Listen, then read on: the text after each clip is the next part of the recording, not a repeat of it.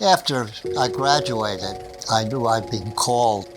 The next thing we knew, we were boarding a boat headed to North Africa, digging a foxhole and living in a foxhole. That was my introduction to the 36th Division. I was a prisoner of war for 13 months. Most of my time was in Off Like 64. I get out of the subway, and my sister was leaning out the third floor window and said, "There's Bobby."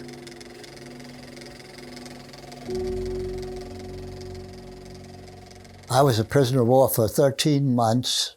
Most of my time was in Off Like 64, which was an American officers camp. How I got to be basically to a officers camp, I was a PFC when I got captured. When I got to Stalag 3B and they were really registering me, they told me that if you do not want to work for the Germans on farms or different things like that, you have to be a non-commissioned officer. I said, I'm a buck sergeant. And they wrote down sergeant. Great. So I got immediately a promotion. When you were captured, do you feel that you were treated differently as a Jewish American soldier? When eventually I was fully registered by the Germans, I just wrote Protestant. Oh. Because I wasn't sure. I mean, they would have to interpret my name one way or another. Right. But I wrote down Protestant. What we as POWs had to watch out for were not the guards at the camp, even though some of them could be aggravating. When they brought the SS troops in, when they were resting them from fighting, they put them on guard duty. So you had to watch your P's and Q's because these were the fanatics, the SS troops. Do you remember any specific example or story from them? Well, they just came into the camp and they didn't beat us, but they deprived us. We were supposed to get Red Cross parcels. We didn't get the Red Cross parcels because they took them, opened them up, and ate what they wanted out of it and threw the rest away. Nobody knows what it is to be hungry until they have to face that situation.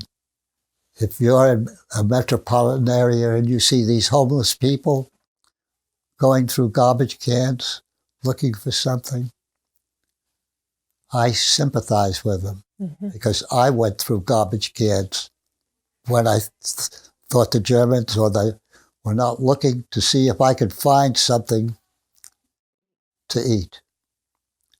Nobody really knows what hunger is until they haven't had food. A lot of people say that you try to escape. You could not, on your own, try to escape.